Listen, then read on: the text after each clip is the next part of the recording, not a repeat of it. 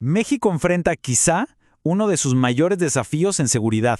Es una situación súper compleja, moldeada tanto por decisiones internas que vienen de lejos, como por una presión externa que no para de crecer. Acompáñenme a analizar las piezas de este complicado rompecabezas. A ver, para empezar a entender dónde estamos parados, hay que ver esto. Son dos visiones que chocan de frente. Por un lado, desde Estados Unidos, una declaración que prácticamente pinta un país en llamas. Y por el otro, una respuesta muy firme desde la presidencia mexicana defendiendo la soberanía. Es justo ahí, en esa fractura, en esa tensión entre la percepción de afuera y la defensa de adentro, donde está el verdadero nudo del debate.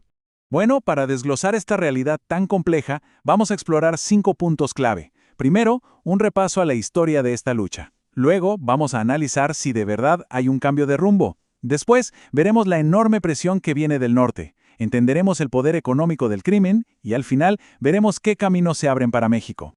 Ok, vamos a meternos de lleno en esto. Es importantísimo entender que la crisis de seguridad que se vive hoy no apareció de la nada. Es, en realidad, el resultado de un conflicto que ha ido mutando y transformándose por casi 20 años. Miren esta línea del tiempo. En 2006, la apuesta fue la confrontación militar directa, con todo. 12 años después, en 2018, la estrategia dio un giro de 180 grados para, supuestamente, enfocarse en las causas sociales. Y ahora, en 2024, tenemos una nueva administración que hereda el legado de estas dos visiones tan pero tan distintas, con la presión de dar resultados ya. Y claro, esto nos lleva a la pregunta del millón en este momento. ¿Estamos viendo un verdadero cambio de timón? La política de los últimos años generó muchísimo debate, y hay señales, varias señales, de que algo diferente podría estar en marcha. Pero primero, recordemos bien qué era eso de abrazos no balazos. La idea central, la filosofía, era que la violencia no se combatía solo a la fuerza, sino atacando la pobreza y la falta de oportunidades que, digamos, empujan a muchos jóvenes al crimen. Una estrategia que ponía lo social por encima de lo militar. Esta cita de Loret de Mola captura perfectamente una percepción que anda en el aire. Muchos analistas señalan que las acciones más recientes del nuevo gobierno parecen ser una corrección directa a la estrategia anterior, como una admisión, sin decirlo, de que el enfoque a lo mejor no estaba funcionando como se esperaba. Se ve como un giro que ha desatado un debate público intensísimo. Y parece que este cambio de percepción tiene eco en la gente. Fíjense, después de un operativo muy sonado contra un líder del narco, la aprobación de la presidenta subió hasta un 75%. O sea, queda claro que las acciones de mano dura son populares.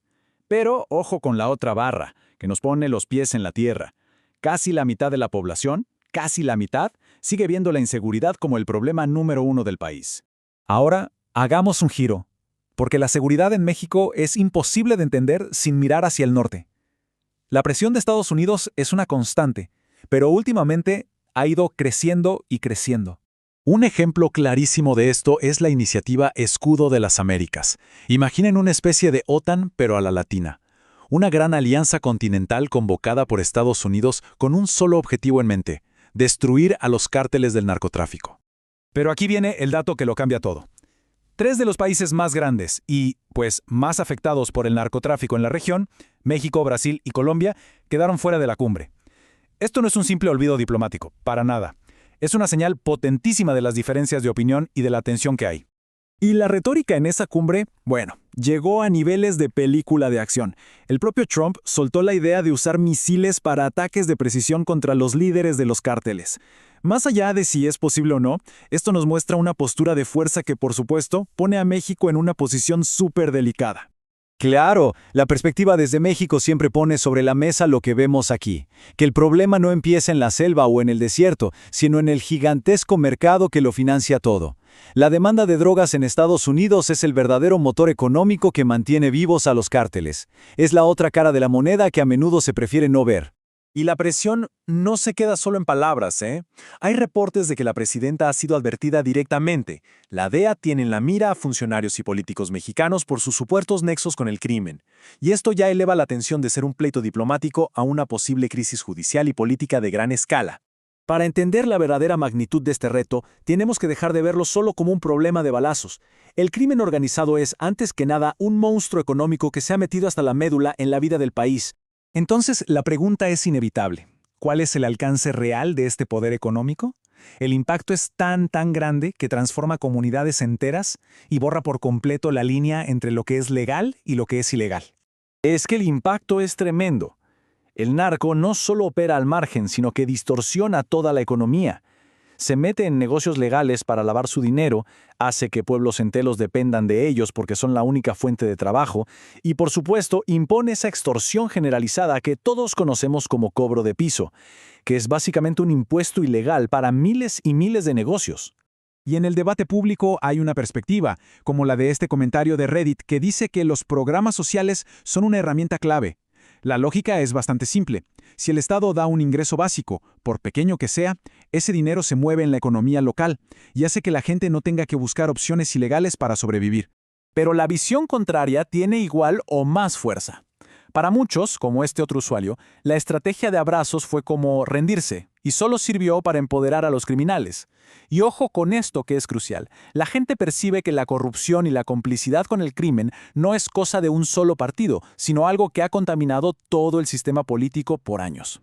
Bueno, al juntar todas estas piezas, la historia, la presión de fuera, la realidad económica, queda clarísimo que México está en un punto de inflexión. Las decisiones que se tomen ahorita van a definir el futuro del país. Si analizamos el panorama, se dibujan como 3 grandes caminos, y ninguno es fácil.